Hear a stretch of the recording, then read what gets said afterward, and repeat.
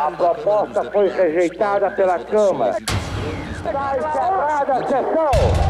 Você acha que a eleição para presidente da República deve ser direta? Que restabeleça a democracia no país. Primeiro ato da promulgação. O documento da liberdade, da democracia. Tancredo Neves para presidente da República. José Sarney para vice-presidente da República.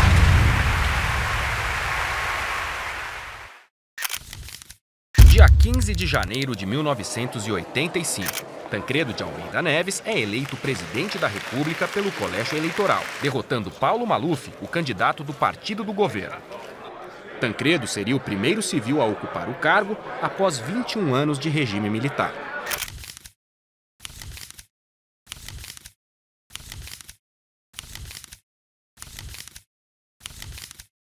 Para discutir a transição democrática e os 30 anos da democracia brasileira, fomos conversar com pesquisadores. A partir de 1982, eu acho que há uma mudança na conjuntura política. A crise econômica é uma parte inerente do processo de transição. A transição brasileira, você pode dizer que durou 10 anos. A Constituinte era o seguinte, o debate valia. Todo mundo queria botar alguma coisa ali dentro. E hoje seria muito mais difícil aprovar o que nós conseguimos na Assembleia Nacional Constituinte. Estamos vivendo o período mais longo de plenas liberdades democráticas. 31 de dezembro de 1978. Já não vigorava o ato institucional número 5, que limitava profundamente as liberdades políticas e individuais. Em 1979, a lei da anistia perdoara os excessos do regime autoritário e permitira a volta dos políticos exilados pela ditadura. Logo em 1980, o pluripartidarismo foi readmitido pelo governo. Bom, na verdade, quando um partido está em formação, em primeiro lugar tem que ter uma proposta de programa. Aí as pesquisas todas mostram uma preferência pelo PMDB e pelo senador Franco Montoro. 15 de novembro de 1982. 60 milhões de brasileiros foram às urnas para as eleições gerais. Além de deputados e senadores, estavam em jogo os cargos de governadores de estado após mais de uma década de eleições indiretas. A partir de 1982, eu acho que há uma mudança na conjuntura política. Os setores liberais mais moderados tomam a frente desse processo, né? Apontam para uma negociação, né? Sobretudo depois que saem muito vitoriosos das eleições para governador em 1982. O resultado das eleições mostrou que o governo do presidente João Figueiredo não tinha a mesma força e unidade de seus antecessores militares. A sua capacidade de dirigir a sociedade, sua capacidade, é o que eu falo, né, de ter iniciativa no processo, foi se perdendo. Essa belíssima festa democrática é o início de mais uma vitória do PMDB aqui em São Bernardo e em todo o ABC. Apesar do PDS, o partido do governo, ter conquistado quase 50% do Congresso Nacional, o fortalecimento da oposição foi evidente com as vitórias de Leonel Brizola no governo do Rio de Janeiro, Franco Montoro em São Paulo e Tancredo Neves em Minas Gerais. A crise era para além da política. Depois de um novo choque do petróleo em 1979, o então ministro do Planejamento Delfim Neto e Hernani Galveias, da Fazenda, tiveram de lidar com uma dívida externa e inflações altas, recorrendo a empréstimos do Fundo Monetário Internacional em 1982. Um déficit em contas correntes de 7,1 bilhões de dólares. Isso dá aos senhores senadores uma ideia da magnitude do desequilíbrio produzido pela ampliação do preço do petróleo. Era um período diferente de quando Delfim tinha sido o chefe da economia brasileira uma década antes. Havia menos espaço para exceção e mais sede por democracia. Essa crise econômica, ela coloca em xeque a forma de organização do Estado e das relações do Estado em relação à economia. Esse processo de desorganização econômica, ele com inflação elevadíssima, desencadeou uma onda como o país nunca tinha visto até então, de mobilização social. As mobilizações populares cresciam. Somada a elas, uma classe econômica importante que antes apoiava os militares, desde o golpe de 64. A única fórmula, a saída maior e mais democrática, é pedirmos ao povo para eleger o seu presidente e o seu vice-presidente da República. Com o processo de controle, de tentativa de superação da crise, pela via recessiva, pagamento da dívida, aquela coisa toda, e se produziu uma recessão muito forte, né? E isso produziu o afastamento do empresariado. Mesmo no interior das empresas estatais, você começou a ver resistência. Os liberais se afastam do regime, em grande parte também os movimentos sociais mais à esquerda começam a desenvolver outras práticas, se afastando também um pouco daqueles princípios vanguardistas e militaristas das organizações armadas, né? O direito de votar para presidente da República começou a ser defendido abertamente pelos governadores oposicionistas, que participaram de comícios pela volta da democracia em várias cidades do país. O movimento logo ganhou o nome de Diretas Já. Quando vi todo mundo na rua de blusa amarela, eu achei que era ela puxando um cordão, 8 horas de dança de blusa amarela. Como paga imposto é uma exigência, mas quem paga também pode cobrar. Que os poderes se dão em evidência, só há uma solução.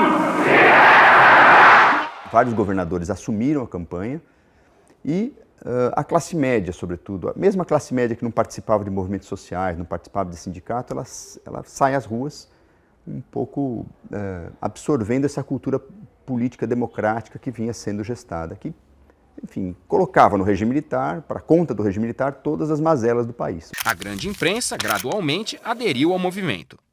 As diretas já foram eminentemente uma demanda político-eleitoral.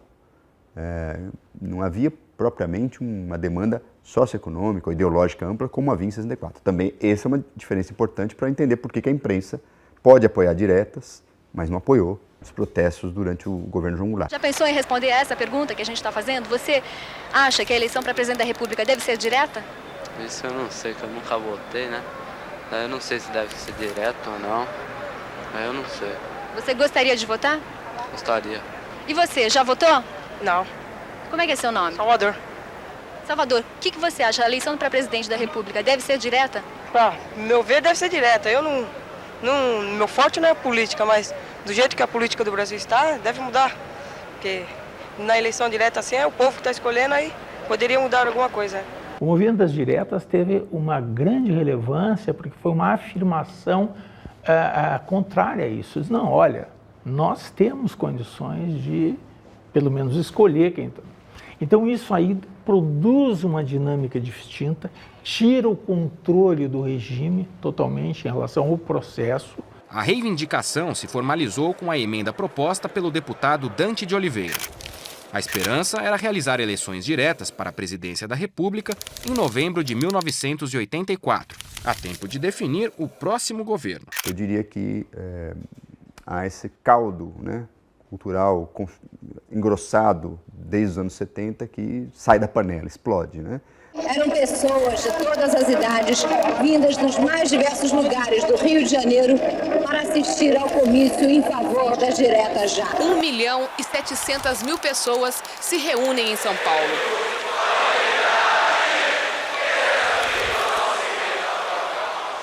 Agora, explode de uma maneira controlada, não dá para falar em explosão, né? Na verdade, há uma negociação conduzida principalmente pelos setores liberais que conduzem aí a volta à democracia, podemos dizer assim, né? Pelo menos as liberdades democráticas fundamentais.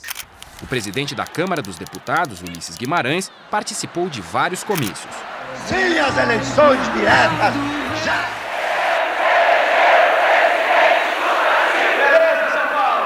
Do seu lado, o governo se segurava como podia. O que importa é o resultado final, traduzido em termos da expansão de meios de pagamento e da base monetária. Não é que os militares desistiram, assim, ou decidiram sair do poder. Eles começaram a não conseguir controlar a situação. Porque, veja, a base civil do aparato militar rachou.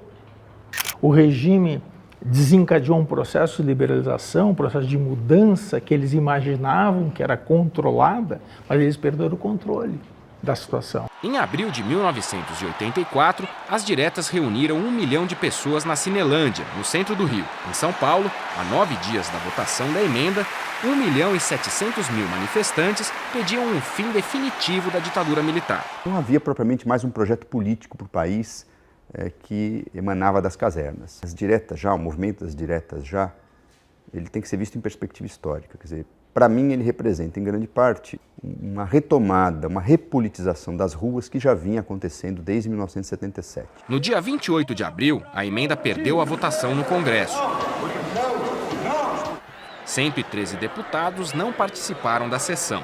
A proposta foi rejeitada pela Câmara. Está encerrada a sessão. Apesar da derrota, o movimento deu força a uma aliança entre os oposicionistas e parte do partido que dava sustentação ao regime. Desenhava-se aí a candidatura Tancredo Neves-José Sarney na disputa no colégio eleitoral, ou seja, em eleições indiretas. Tancredo Neves para presidente da República, José Sarney para vice-presidente da República. O movimento das diretas, digamos, fracassou no seu objetivo específico, mas foi extraordinariamente vitorioso do ponto de vista global, porque fez com que o processo todo pendesse em favor da oposição.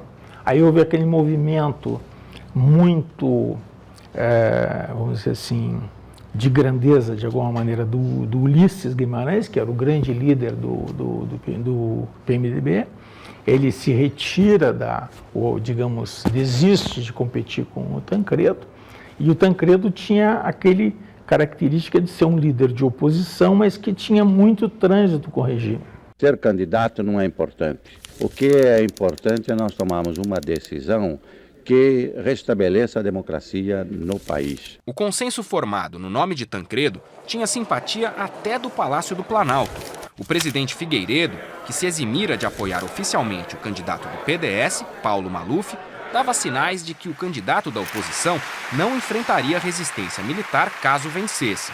E foi isso que aconteceu. Não deixaria o meio mandato que o povo mineiro me confiou para assumir o supremo poder da nação apenas pelo gosto do poder, que nem sempre é glória ou alegria. 21 de abril de 1985. Com o excelentíssimo senhor presidente da República, Tancredo de Almeida Neves, faleceu esta noite, no Instituto do Coração, às 10h23. Com a saúde frágil e após quase 40 dias internado, o primeiro civil eleito presidente da República, depois de 21 anos de ditadura militar, morre antes de tomar posse. Exercerei a presidência da República na plena autoridade que me concede a Constituição. José Sarney, o vice, seria o novo chefe da nação, inaugurando um período que ficou conhecido como Nova República. Sarney disse, junto ao túmulo de Tancredo, em São João del Rei, e eu estava junto, que honraria seus compromissos. Uma coisa é você, o presidente, montar a sua própria equipe, ter uma ideia do que quer fazer, e outra coisa é você pegar o barco andando, quer dizer, o trem lá andando com outra equipe. O povo, no momento em que aceitou ser fiscal do presidente, assegurou o êxito desse programa. O fracasso do Plano Cruzado foi, e depois a hiperinflação no final do governo Sarney, mostram que nós, pelo menos naqueles primeiros 5 anos, agimos na parte econômica bem pior do que os militares. Uma parte do poder, digamos, de construção social, deixou de estar na mão do presidente e passou para a mão do Congresso, que operava como constituinte. Olha, minha primeira preocupação, quando eu assumi que o Tancredo morreu, era de legitimar-me no governo, porque eu sabia que eu não tinha um partido forte, eu não tinha partido, vamos dizer assim, não existia, eu era representante de uma facção. A tal facção era uma dissidência do PDS, o partido oriundo da Arena, que dava sustentação à ditadura militar. Como presidente do partido, Sarney foi essencial para construir a aliança entre os dissidentes PDCistas e o PMDB de Tancredo. Com a morte do mineiro, o maranhense exerceria a presidência por 5 anos, de 15 de março de 1985 a 15 de março de 1990. Como ele bem disse, na política ele pisava em ovos. Eu não sabia quem tinha sido os nomeados, eu não conhecia o programa de governo e calculo que a responsabilidade para uma pessoa de senhor, às 10 horas da manhã, às 3 da madrugada, vai assumir a presidência da República. A Aliança Liberal vencedora pode ser considerada mudancista, mas não oposicionista. A análise é de Brasílio Salum, da Universidade de São Paulo, em seu livro Labirintos, dos Generais à Nova República. Resolveram transformar o regime político, vamos dizer assim, sem confrontar o regime. Porque isso é um elemento chave, porque é bom lembrar que, embora os militares não estivessem controlando completamente o governo, eles foram durante toda a Nova República muito importantes.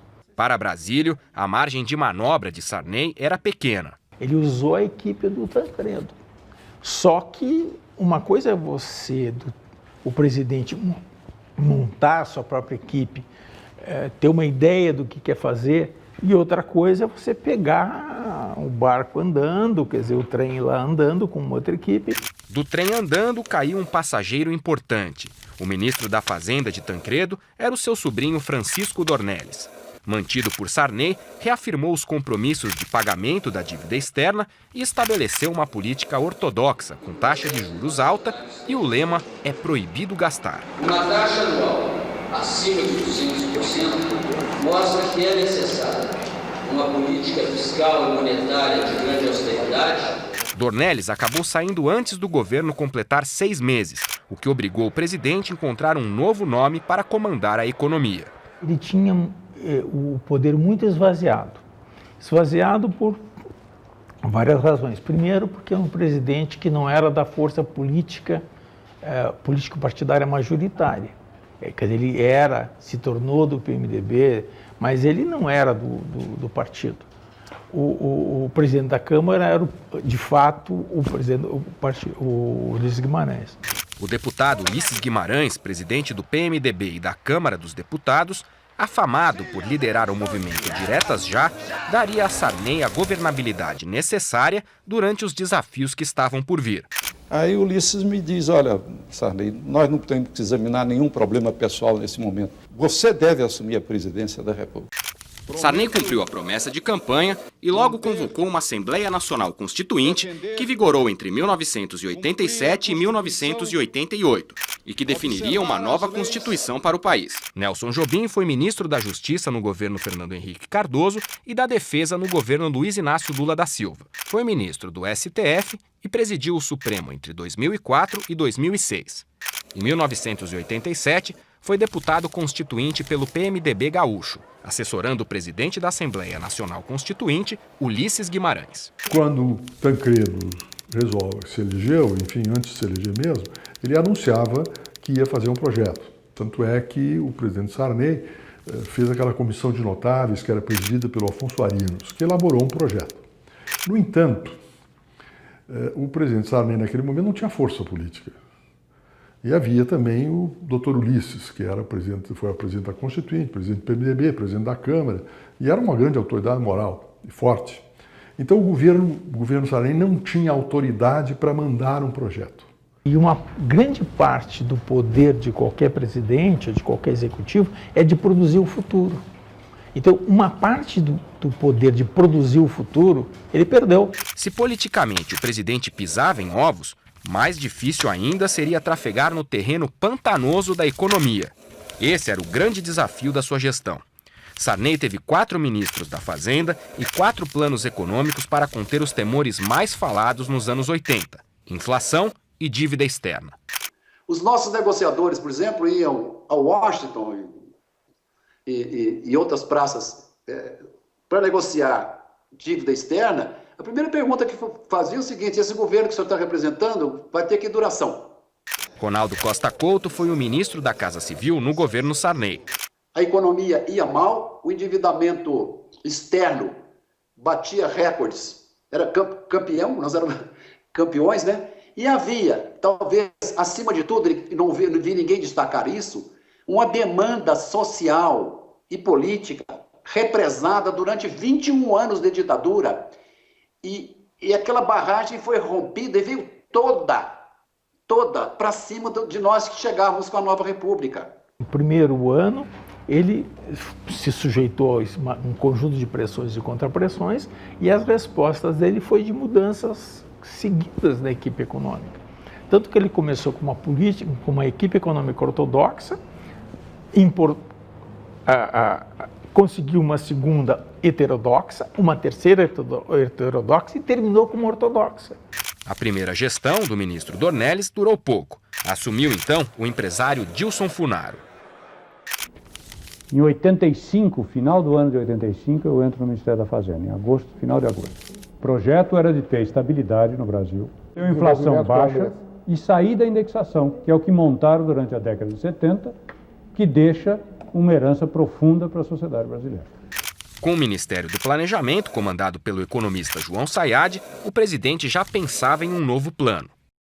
Em Israel havia um plano heterodoxo que tinha sido feito, mas lá com um pouco melhor do que nós, que eles tinham feito um acordo pactuado e feito mais ou menos um embrião do que era o plano cruzado.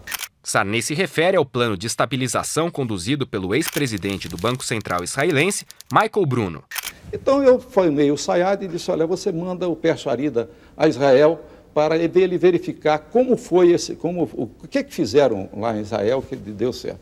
Então o Pércio Arida voltou, ninguém sabia eu, o Sayad e o Pércio Arida. Eu disse, Sayad, você trabalhe nessa direção. Então o Sayad começou a trabalhar. O plano cruzado consistia em indexar os preços, ou seja, corrigi-los por força de lei para compensar a inflação, como já se fazia desde o início do regime militar, em 1964. Desta vez, porém, a ideia era fazer isso cada vez mais frequentemente, corrigindo salários, produtos, câmbio e juros em intervalos cada vez mais curtos. No limite, se o cidadão comprasse um produto, por exemplo, pagaria o preço mais um índice com a correção do dia.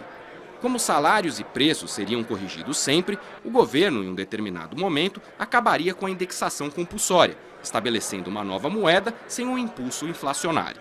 Os economistas André Lara Rezende e Pércio Arida faziam parte da equipe que pensou o plano. Para entender melhor, veja a explicação do próprio ministro do Planejamento da época, o professor João Sayad, no curso gravado pela Univesp TV na Faculdade de Economia e Administração da USP.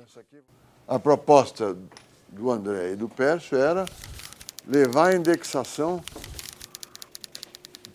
para toda a economia. Era uma indexação completa da economia. Total. Com a indexação total, a inflação iria para o infinito e era o momento de se acabar com ela. Porque todos os preços estão sendo corrigidos todo dia.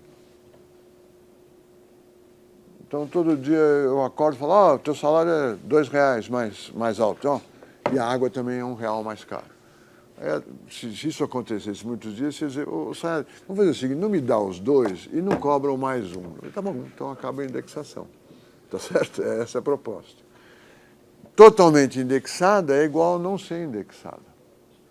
Se tivesse toda a economia indexada, olha, esse salário aqui é 2.354.420, sei lá, trilhões, né? 780, isso aqui vai ser igual a 1. E os outros preços são calculados a partir desse. E não é mais permitido indexar.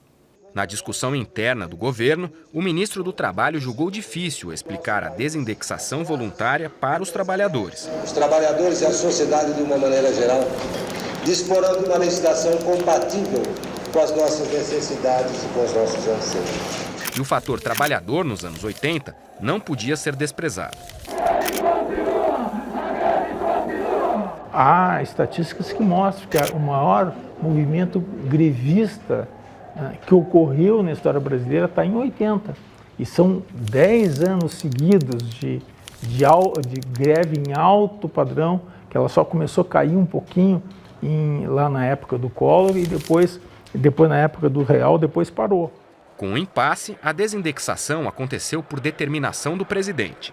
O que seria feito mensalmente, vários meses, para todo mundo ficar, vamos dizer, em linha com a indexação, passou a ser feito por decreto. Com o novo plano, a moeda mudou de nome, de cruzeiro para cruzado, cortando 3 zeros. O presidente Sarney decretou ainda o congelamento de todos os preços por 1 ano. Sem inflação, a população passou a consumir mais. Eu tenho certo, como é que se diz, esperança que dê certo, né? Para dar certo, o governo fez do próprio povo um agente fiscalizador. Como fiscais do Sarney, os consumidores iam às lojas com a tabela na mão. O povo, no momento em que aceitou ser fiscal do presidente, assegurou o êxito desse programa. Sarney queria chegar às eleições de 1986, que definiriam os deputados e senadores constituintes, sem hiperinflação e, portanto, com uma popularidade razoável. Isso deu certo. Se completava o processo inteiramente de legitimação do presidente. Porque nós tínhamos nos legitimado na parte militar, tínhamos legitimado na parte política, tínhamos já convocado a Constituição, já tínhamos feito eleição em novembro e eu, então, através disso, eu podia fazer, eu podia começar a parte econômica. O plano, no entanto, começou a mostrar fragilidade depois de 3 meses, gerando uma séria crise de abastecimento. As lojas passaram a cobrar um ágio sobre o preço congelado e os clientes, para não ficar sem as mercadorias, começaram a pagar. A própria política econômica do cruzado não foi suficientemente, vamos dizer assim, eficaz, né, para manter um mínimo de controle de preços. E aquele congelamento durou demais. Se tivesse durado menos, como um freio de arrumação na economia, e depois se voltasse ao pleno funcionamento do sistema de preços, talvez o resultado fosse outro. Para conter a demanda, o governo lançou uma correção do plano. Precisávamos, pelo menos, estabilizar uma economia. E esta é a função do ministro está fazendo. É no momento que existe qualquer fuga, ter que imediatamente chegar e corrigir. Então, o Cruzado 2 pesou em cima de quem? Automóvel novamente, gasolina e álcool. Foram os 3 pontos principais do Cruzado 2. O tal Cruzado 2 acabou gerando muito protesto.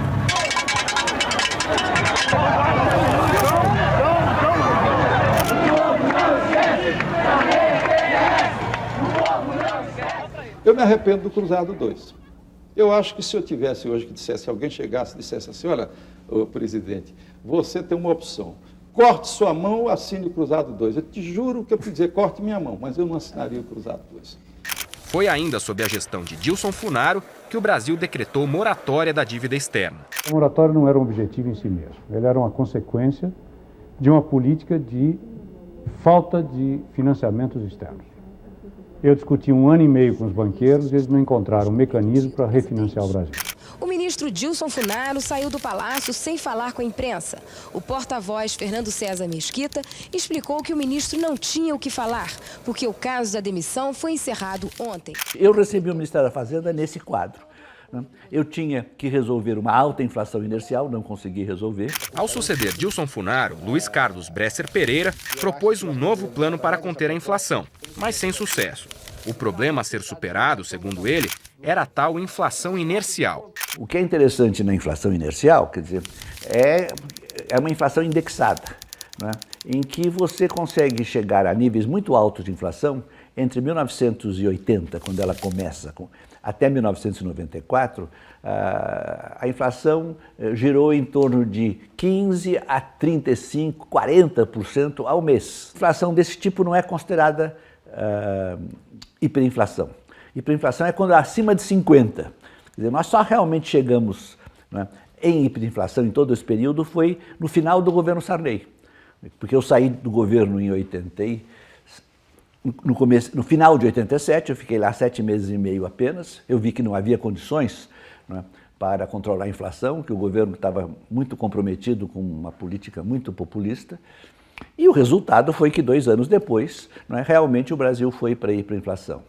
Em sua breve passagem pelo Ministério da Fazenda, de abril a novembro de 1987, ele propôs uma solução para a dívida. E tinha que resolver a moratória da dívida externa. Isso eu consegui, né? Porque afinal o plano Brady que resolveu foi rigorosamente o plano que eu apresentei.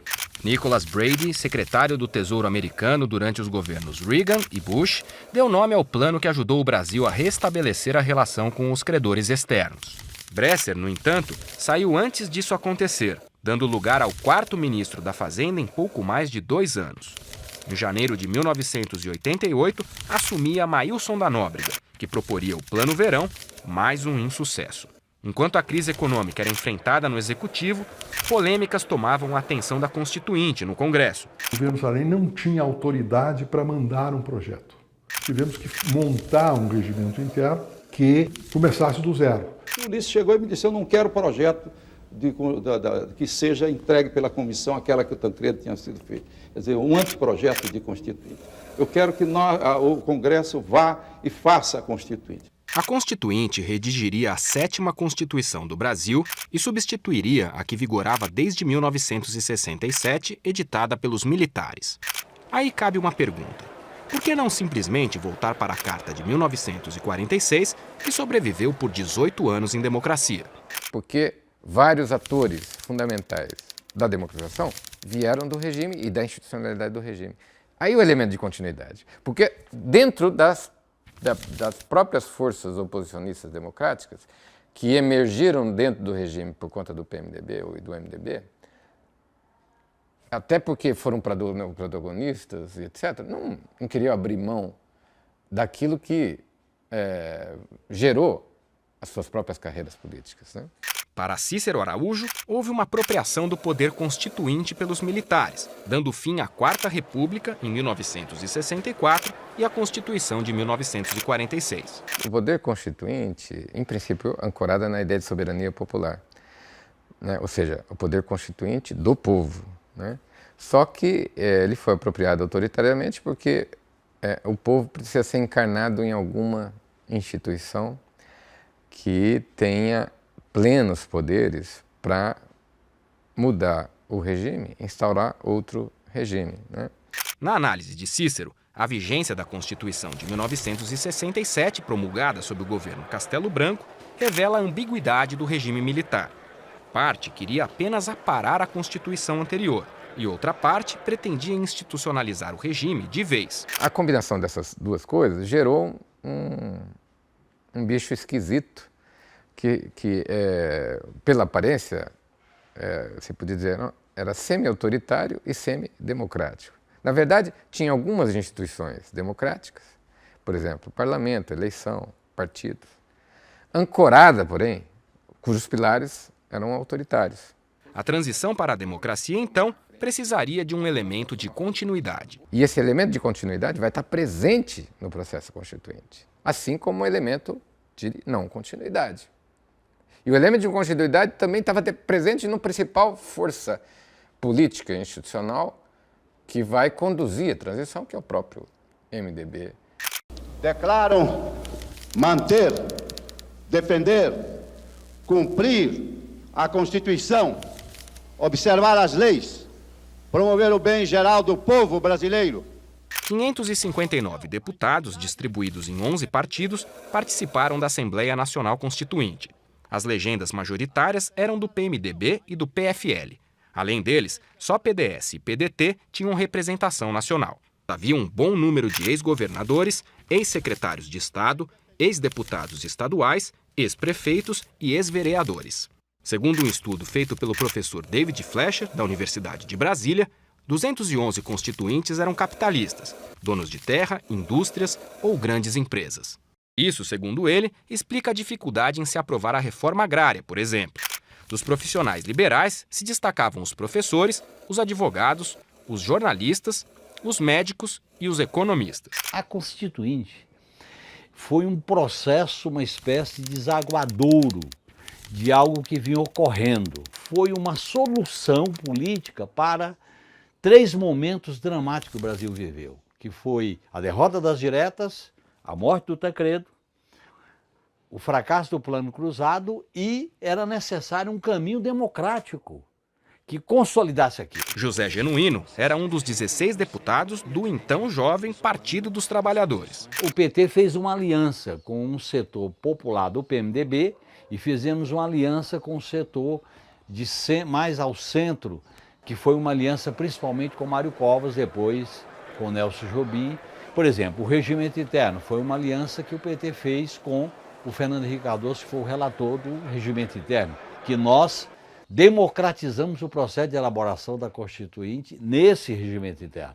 Se fez, então, um regimento interno com aquele modelo de começar por baixo, subcomissões, que começava tematicamente, depois três subcomissões se reuniam em uma comissão só, depois as 7 comissões se reuniam em uma só, que virava a comissão de sistematização, etc. e tal.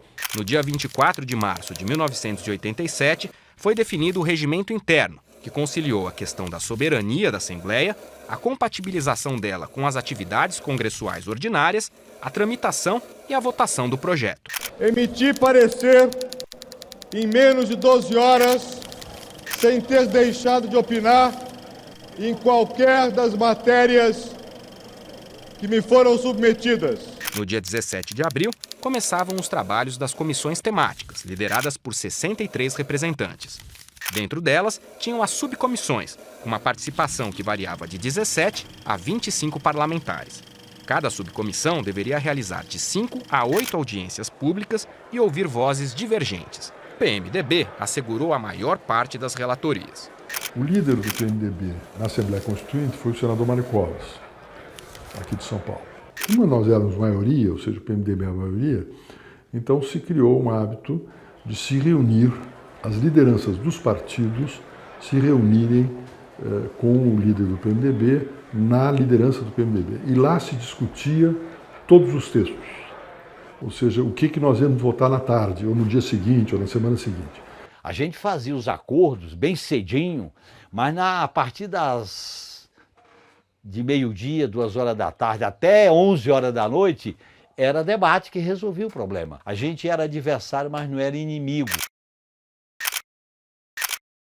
Eu participei como líder do Partido Comunista Brasileiro. Tínhamos apenas 3 parlamentares. Era pequeno. Mas foi uma presença muito marcante. Em alguns países mais democráticos existia a liberdade dos partidos comunistas. No Brasil isso não existia. Nós viemos a ter plena liberdade a partir de 85. Na Constituinte você discutia o todo. Então, eu acho que a dinâmica era totalmente diferente do que é o Congresso na sua vida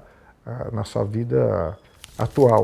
Na área do meio ambiente, a Constituição de 1988 essencialmente determinou a necessidade de estudos prévios de impacto ambiental para instalação de obras, a proteção da fauna e da flora e o reconhecimento como patrimônio nacional os biomas Floresta Amazônica, Mata Atlântica, Serra do Mar, Pantanal Mato-Grossense e Zona Costeira. Uma esperança para os ecologistas que realmente o capítulo de meio ambiente na Constituinte seja aprovado no plenário. Talvez seja um dos países, após a nova Constituição, um dos mais modernos em termos de legislação do meio ambiente. Naquela época não existia a palavra agronegócio. Quer dizer, e especialmente esse segmento da economia não estava organizado como está hoje. Então o meu sentimento é que hoje seria muito mais difícil aprovar o que nós conseguimos na Assembleia Nacional Constituinte. Hoje seria quase impossível, porque ela trouxe o capítulo do meio ambiente e as matérias em todas as áreas da Constituição. Feldman lembra que o fato de todos os deputados estarem presentes e debruçados sobre todos os temas beneficiou o processo constituinte e os assuntos ambientais. Naquela época, a sociedade acompanhava a Constituinte no todo. Estava todo mundo lá, e era importante. Então, não digo que mais fácil, mas era uma dinâmica que não se compara com a atividade corriqueira do Congresso Nacional. Outro avanço importante da Constituição se deu no Poder Judiciário. Ela meramente extinguiu o antigo Tribunal Federal de Recursos, criou o Superior Tribunal de Justiça, tirou do Supremo Tribunal Federal a competência de Corte Federativa, e ficou o Tribunal Supremo predominantemente constitucional. O Supremo ampliou muito a margem de ação, porque a ação direta de inconstitucionalidade passou a poder ser promovida por uma série de pessoas que não podiam antes. E aí se criou, então, uma figura diferente, que hoje é importante, em relação às funções do Ministério Público.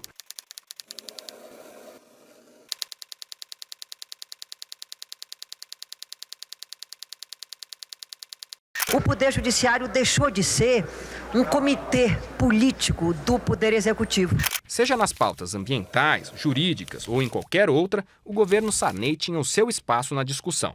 O governo agiu muito na questão da reforma na parte tributária quando assumiu Maílson da Nóbrega, que o líder do governo, que era um deputado extraordinário do PMDB da Bahia, Carlos Santana, deputado já falecido, que era médico, foi um grande formador do Sistema Único de Saúde. Uma vitória dos governistas foi o tempo de mandato do presidente Sarney, 5 anos, e o sistema presidencialista de governo, mesmo o PMDB sendo majoritariamente parlamentarista. O senador Mário Covas se opôs, etc. e tal, e aí não aceitou, porque o Mário queria o parlamentarismo com 4 anos. E aí, quando nós não aceitamos o acordo, nós perdemos tudo. Perdemos o parlamentarismo, que acabou sendo aprovado o presidencialismo, e perdemos os 5 anos, os 4, porque foi aprovado 5 anos. Então perdemos os 4, quer dizer, erramos em não fazer o entendimento. Hoje eu acho que a gente cometeu um erro. Vamos dar 5 anos para o Sarney, ele ganhou mesmo, e vamos para o regime parlamentarista. Além dos governistas, é possível dizer que dentro do PMDB havia vários grupos diferentes. Dos 298 constituintes, 82 eram oriundos ou da Arena ou do PDS, ou seja, que apoiaram o regime militar. 137 eram do MDB antes de 79 e por isso considerados autênticos. Isso explica em parte as dificuldades de consenso na Assembleia Nacional Constituinte. A divergência maior dentro do PMDB era na ordem econômica e na ordem social alguma coisa. Os trabalhadores, a reforma agrária, tinha 20% que era ligado ao governo. Então tu tinha uma certa... que aquilo veio se transformar depois no tal de Centrão. Centrão é como foi denominado um grupo suprapartidário de parlamentares que se reuniu em torno de pautas mais conservadoras e normalmente defensoras de interesses da classe dominante.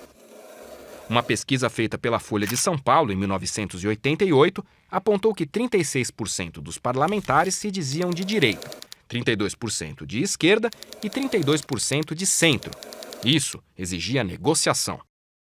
Quando você tinha um texto A para o mesmo assunto, um texto A, um texto B e um texto C, que era o material que tu tinha, você às vezes não tinha solução. Você fazia um texto novo em cima desses 3 para criar a maioria. Então isso era feito no gabinete do Mário Covas. Nós fazíamos um texto de fusão e todos os líderes assinavam esses textos. Depois de feitos os acordos, se dirigiam ao presidente da Câmara. Eu ia de manhã cedo na casa do Dr. Ulisses, antes do dia da votação, 6 horas da manhã, nós tínhamos reunido todos os dias na casa dele, junto com o secretário-geral da mesa, que era o Paulo Afonso, um funcionário extraordinário. E aí você definia o processo da votação da tarde como decorrência dos entendimentos das lideranças. E nesse sentido, o doutor Ulisses, o companheiro Ulisses, foi peça fundamental, porque ele dizia para nós, aqui tem espaço para todo mundo entra aqui dentro. Todo mundo, porque a rampa aqui é larga. Com jogo de cintura, o presidente da Assembleia, Ulisses Guimarães, sabia que tinha uma hora certa de votar. Jubim, nós nos reunimos de manhã, né? A pauta é complicada, né? Hoje não tem muita coisa de acordo, vai ter muita disputa. E quando a pauta é complicada e o plenário é desse tamanho, a hora de votar é quando os velhos estão com fome e os novos querem ver as namoradas. Mesmo com a atuação de Ulisses Guimarães, alguns assuntos não tiveram solução fácil. A gente fazia 3 alternativas. Uma para marcar a posição, uma para passar sozinho, uma para negociar. Por exemplo, eu vou te dar um dado concreto. A criminalização da tortura como crime inafiançável e insuscetível de graça e anistia. Nós queríamos colocar um imprescritível, mas criminalizamos a tortura, mas perdemos o imprescritível. Quando você não conseguia formar a maioria, você tinha 2 soluções. A primeira solução era usar adjetivo e advérbio de modo. Então se usou muito esse, por exemplo, principalmente, preferencialmente. Outra técnica era mandar para a lei, ou seja, nos termos da lei. E aí você tinha duas alternativas. Ou mandava para a lei complementar, que a exigência era de maioria absoluta para ser votado, ou a lei ordinária, que a exigência é a maioria relativa, a maioria dos presentes na sessão. Os embates que aconteceram muito radicalizados, por exemplo, o embate sobre as Forças Armadas foi muito radicalizado, o embate sobre anistia e tortura foi muito radicalizado, O embate sobre comunicação, que até hoje não está resolvido, foi muito duro. Não teve consenso, foi para o pau. Por exemplo, o debate sobre reforma agrária. Se arrancou o microfone. O debate sobre comunicação se fechou a sala, no sentido de quebrar a cadeira. Teve um debate lá que um deputado estava armado. O Brasil, de fato, precisa de uma reforma agrária em terras improdutivas, em latifúndios improdutivos, terras devolutas do governo, com um programa, mas não tomar a terra de quem as tem produzindo. Desapropriar terras produtivas, se criou exatamente um conceito novo, elástico, fluido, porque nós sabemos muito bem que em vários lugares o conceito, a ideia que se tem de terra produtiva, na verdade é terra com baixa produtividade, e isso passou a ser um empecilho muito grave no processo da reforma agrária. O trabalho das comissões e subcomissões terminou no dia 25 de maio de 1987. Resultado: 6.360 emendas, oriundas de 467 reuniões, uma média de 20 por subcomissão. Muitas foram frutos de demandas da sociedade civil, representadas por entidades associativas, câmaras de vereadores, assembleias legislativas e tribunais locais. Passava-se a fase de sistematização, sob a liderança do senador Afonso Arinos, do PFL, e a relatoria do deputado Bernardo Cabral, do PMDB. Imagine que este projeto, que foi tão criticado, censurado, teve a sua aprovação entre 95% e 97% do seu texto. Para os constituintes, o projeto de Constituição que foi aprovado pela sistematização trará mais autonomia financeira aos estados e municípios. A maior conquista da Comissão de Sistematização foi exatamente dar ao trabalhador a aposentadoria integral. Quem vai ser sacrificado? São as pessoas que ganham menos de 20 salários mínimos efetivamente. Há um riquíssimo cabedal de matéria temática à disposição, portanto, de todos nós agora para fazermos a elaboração da Constituição. 93 parlamentares sistematizaram o texto constitucional final. 8.000 destaques foram votados até a preparação do documento, em 30 de novembro de 1987. Foi quando o Centrão conseguiu uma manobra para mudar o regimento e rediscutir pautas já definidas. Nós aprovamos um regimento interno que os projetos que vinham das subcomissões e das comissões e da comissão de sistematização, ele não podia ser alterado globalmente, não podia ser alterado pontualmente. E o Centrão fez uma emenda na Constituinte, no plenário, eles tinham maioria, para que eles pudessem apresentar projeto global. Aí nós perdemos. Quando eles apresentaram o processo global, nós fomos dissecar o projeto global e fizemos um processo de cirurgia em cada item, porque eles não tinham unidade em tudo. Essa mudança aconteceu em dezembro de 1987 e atrasou em um mês os trabalhos da Constituinte. Depois da redação final e passado um ano de trabalho, o resultado iria à votação por capítulos em 2 turnos, em sessão mista com senadores e deputados. A primeira etapa de votos começou em fevereiro de 1988.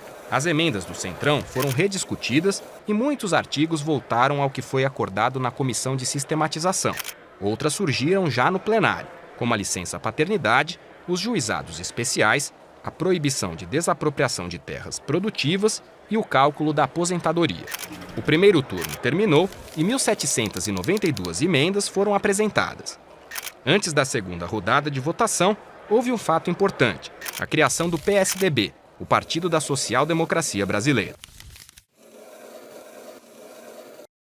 A origem do PSDB foi não era uma origem ideológica propriamente dita, mas foi uma origem decorrente de 3 divergências, em 3 disputas estaduais dentro do PMDB. Então, quando saiu o Mário, e eu controlava aquele negócio todo na liderança, então acabaram dizendo que eu tinha que ser o seu líder.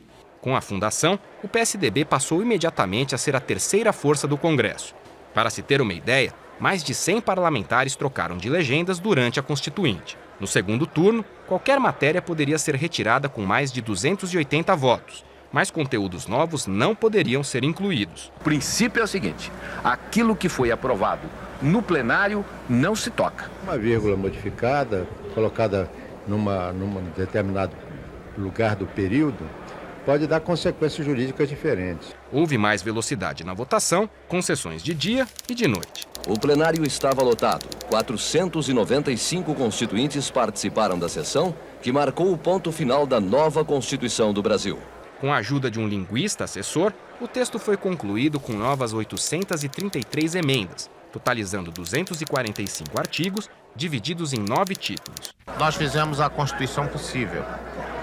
Cada um de nós sabe que tem vitórias e tem derrotas. A Constituição, em 1988, ela não tratou da questão da reforma agrária, ela manteve a tutela militar, ou seja, ela não mexeu nos pilares, sabe, da dominação, ela não mexeu na estrutura de poder desse país. A Constituição que estamos entregando à nação brasileira está à altura das necessidades desse país. 3h20 da tarde, o presidente Sarney chega ao Congresso e com a execução do hino nacional começa a festa da promulgação. Os trabalhos se encerraram no dia 22 de setembro e no dia 5 de outubro de 1988, depois de 612 dias de trabalho, Ulisses Guimarães promulgava a nova Constituição Federal do Brasil. Falando ao Brasil, declaro promulgada o documento da liberdade, da dignidade, da democracia, da justiça social do Brasil. Que Deus nos ajude que isto se cumpra. Como grandes conquistas, passou ao Estado a obrigação formal de acabar com a pobreza absoluta e dar amplo direito a asilo. Os bens de produção passaram a ser suscetíveis à desapropriação. Os trabalhadores conquistaram o direito à greve e ao seguro-desemprego. Os trabalhadores já terão direito imediato a receber, juntamente com as suas férias, 1/3 a mais do seu salário. O direito à saúde foi conquistado com a concepção do Sistema Único de Saúde, o SUS. Surgiram as iniciativas populares de lei, o plebiscito e o referendo. Houve a descentralização com fortalecimento dos estados e municípios e a autonomia do Distrito Federal. Está incorporado definitivamente ao texto constitucional a criminalização do racismo. Os partidos políticos passam a ter autonomia, vida própria. O Supremo Tribunal Federal tornou-se o controlador da constitucionalidade e o Ministério Público passou a ser o defensor da sociedade e dos interesses do poder público. O sufrágio universal finalmente se tornou realidade. Tive a oportunidade de chamar esta Constituição da Constituição Cidadã. É necessário que este texto, esta Constituição, isso que está escrito aqui, tenha também a adesão de você, a confiança de você, porque isto não anda sozinho, não vai resolver. A Constituição de 88 é muito ampla, tem uma amplitude imensa. Tanto é que quando as comissões terminaram seus trabalhos e o Bernardo Cabral, que era o relator geral da Constituinte, fez o texto, reuniu esses textos, deu 500 e tantos artigos. O que é que nós estamos fazendo depois desses 15 anos? Só desfazendo os erros pela Constituinte. Tem 1.500 emendas constitucionais dentro do Congresso para reformar a Constituição. As questões que deveriam estar na lei complementar, em leis ordinárias, nós elevamos ao nível de constitucional. Eu diria a você, por exemplo, na Constituição está até a definição da jornada de trabalho semanal. Há muita matéria a ser regulamentada ainda passados todos esses anos. O único bioma que tem uma lei que protege é a Mata Atlântica. É claro que tem coisas que precisam ser aperfeiçoadas. Por exemplo, eu acho que o sistema político partidário tem que ser aperfeiçoado. Mesmo extensa e com tantas leis a regular até hoje, a Constituição é o documento que representa o maior período de democracia da vida republicana brasileira. Ela abriu um espaço muito grande, porque na parte relativa a direitos individuais e na parte relativa a direitos sociais, a Constituinte foi realmente um grande avanço para o nosso país. Ela é um pacto político naquelas condições de radicalização, de disputa política, de derrotas, de movimento social, de fracasso da esquerda, de derrota da esquerda na luta armada. E nós aprovamos a Constituição e a considero uma grande Constituição cidadã, como disse Ulisses Guimarães, e mais do que isso, eu diria até que foi muito moderna. A questão do consumidor está presente hoje na agenda brasileira. Você tem a própria questão do Estatuto da Criança e do Adolescente, quer dizer, o Brasil de hoje não é o Brasil de ontem, especialmente no campo dos direitos. Democracia é um processo de administração do dissenso. O consenso é uma consequência de uma administração do dissenso. Então, o dissenso é vital para o processo democrático. Uma Carta de Direitos qualifica a Constituição como uma obra aberta, né? Está lá uma espécie de roteiro, precisa encontrar os personagens, os atores, que possam transformar o roteiro num drama real. Viva a Assembleia Nacional Constituinte! Eu quero que o Congresso vá e faça a Constituição. Dar ao trabalhador a aposentadoria integral. A Constituição, em 1988, ela não tratou da questão da reforma agrária, ela manteve a tutela militar.